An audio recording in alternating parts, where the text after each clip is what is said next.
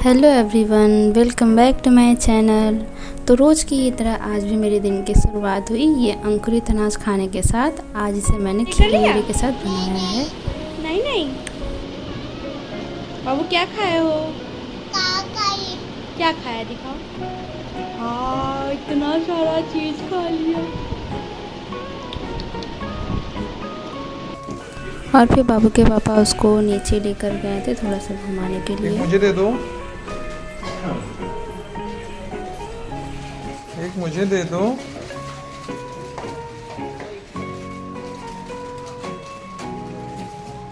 बेटू, एक मुझे दे दो, लाओ एक मुझे दे दो। जब तक बाबू घूमने गई थी मैंने पूजा कर लिया और पूजा करने के बाद हर एक हाउसवाइफ की तरह आ गई अपने किचन में काम धाम करने के लिए। तो हर एक हाउसवाइफ की दिन की शुरुआत ही होती है किचन के साथ। आँख खुलते ही सबसे पहले किचन में आ जाते हैं और डिसाइड करने लगते हैं कि आज क्या बनाना है और क्या नहीं बनाना है।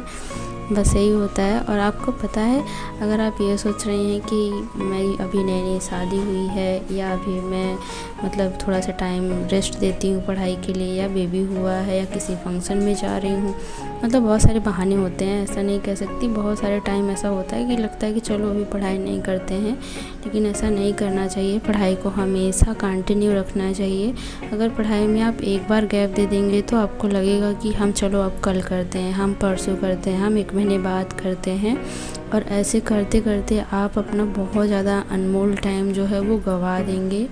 जैसे कि मैंने मतलब अपना 2 साल गंवा दिया। मैं 2 साल में अगर 6 महीने केवल रेस्ट करती तो 6 महीने बाद ही अगर पढ़ाई शुरू कर देती तो बहुत अच्छा होता। लेकिन बस इस बात में सारा समय चला गया कि मैं कल से पढ़ाई शुरू करूँगी, मैं कल से पढ़ाई शुरू करूँगी, ये सोचकर।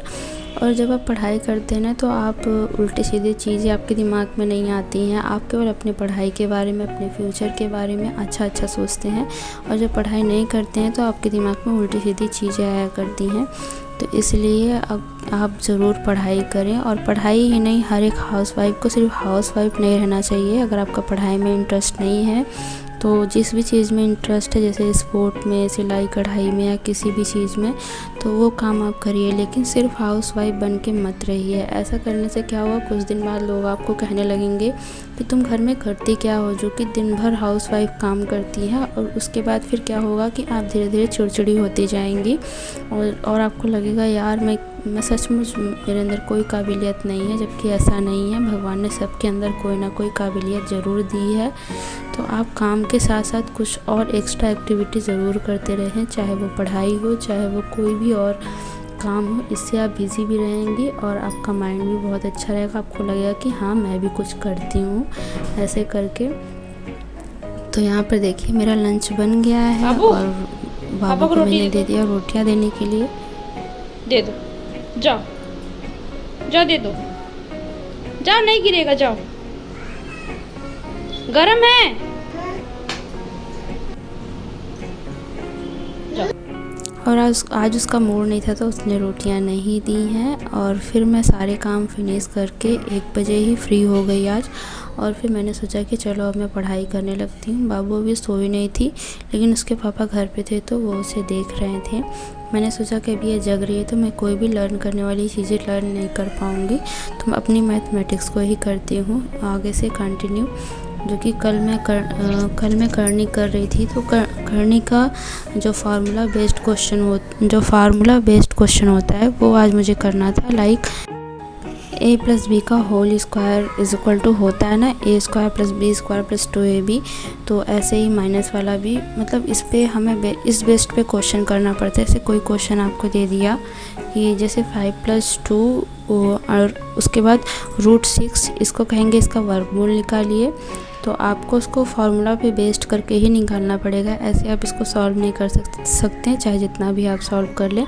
तो करनी का यही एक पार्ट है जो थोड़ा सा ट्रिकी पार्ट है, और बाकी तो करनी ईजी ही है। और करनी के कम से कम 5 से 7 क्वेश्चन करने के बाद मैंने नया टॉपिक स्टार्ट किया, मतलब करनी मेरा कंप्लीट हो गया। और फिर घातांक को स्टार्ट किया। घातांक भी काफ़ी अच्छा और इंटरेस्टिंग मैथमेटिक्स का टॉपिक है, और हमारे सुपर टेट के सिलेबस में इम्पॉर्टेंट टॉपिक भी है। इसमें से 2-3 प्रश्न आते ही हैं हर साल। तो हर साल मतलब जब भी वैकेंसी आती है तब, तो इसमें मैंने कम से कम 7 से 10 क्वेश्चन किए हैं।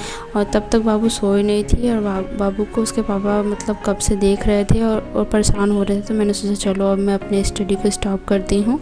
अब कुछ देर अगर मैं लेट जाऊँगी तो मेरे साथ ये भी सो जाएगी। जब तक मैं लेटती नहीं तब तक ये सोती नहीं है, तो बस यही रीज़न है। तो फिर मैं उसको सुलाने के लिए चली गई टाइमर को बंद करके। और आज मैंने मैथमेटिक्स में क्या पढ़ा है वो भी मैं आपको दिखा देती हूँ। ये मैं अपनी खुद की बनाई हुई नोट्स से अभी पढ़ाई कर रही हूँ, जो कि एक सुपर टेट की नोट्स है। सो गई अब? बताओ, सो गई? चलो चलो आओ, चलो बिस्तर पे चलो, मैं भी चल रही हूँ, चलो। तो यहाँ पर देखिए 2:05 हो रहे थे और मैं सोई मतलब बाबू को सुलाते सुलाते मेरी भी एक नींद लग गई। और उसके बाद जब मेरी आँख खुली तो देखा मैंने कि 3:45 हो रहे थे। फिर मैं वापस मुंह वगैरह धुलकर बैठ गई पढ़ने के लिए। और इस बार मैं अपना चाइल्ड साइकोलॉजी पढ़ने जा रही हूँ। कल मैंने एजुकेशन में आदर्शवाद पढ़ा था, तो आदर्शवाद के आगे आज मैं प्रकृतिवाद को पढ़ी हूँ। और प्रकृतिवाद के बाद मैंने प्रयोजनवाद को पढ़ा है।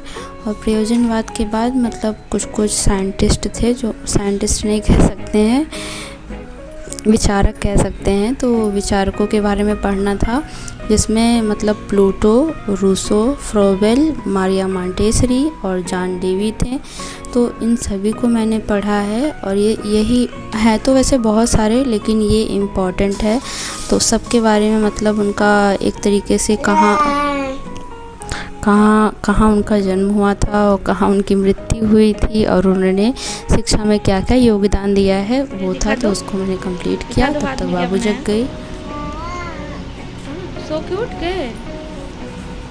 तुम कितने जल्दी उठ जाते हो बाबू? बाबू सोई कर लिया?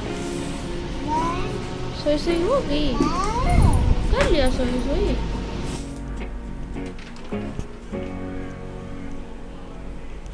और ये है, मैं आप लोगों को दिखा दे रही हूँ कि मैंने क्या क्या पढ़ा है एजुकेशन में।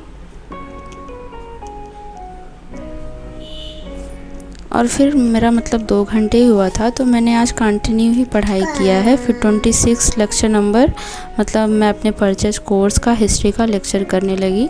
आज सर ने असहयोग आंदोलन के बारे में पढ़ाया है। और असहयोग आंदोलन के बाद गांधी जी ने असहयोग आंदोलन को वापस क्यों ले लिया ये भी मतलब बताया है। और स्वराज पार्टी का फिर गठन हुआ ये भी पढ़ाया सर ने। तो आज मैं आप लोगों से एक क्वेश्चन करती हूँ कि गांधी जी ने असहयोग आंदोलन को वापस क्यों ले लिया था। तो इसका आप लोग क्वेश्चन का आंसर दीजिएगा कमेंट बॉक्स में। जिसका आंसर अगर सही होगा तो उसका मैं नेक्स्ट वीडियो में नाम जरूर लूँगी। अच्छे से कर दो, अच्छे से डांस कर दो, डांस करके दिखा दो।